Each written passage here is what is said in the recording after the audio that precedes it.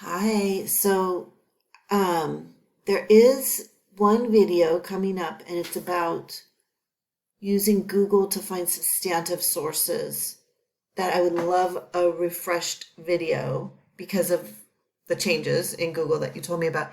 So it's in this class here, and I'm gonna verify in just a minute. I'm pretty sure you're added to that class and not any of my others. So, but it's this one, the Monday and Wednesday class, and it's in week 11, and it's in this page. Find three substantive sources on the web, and um, and I think all I need to tell you. Well, let me review the assignment. So the assignment is simply to pick a happiness related topic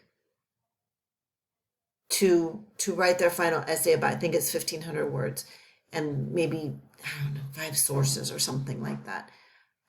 We watched the movie Happy first to get sort of a lot of ideas floating around, and then we also develop a question outline so that they will have questions, a main question and then sort of sub questions by the time they watch this video. So if you need more information, just let me know.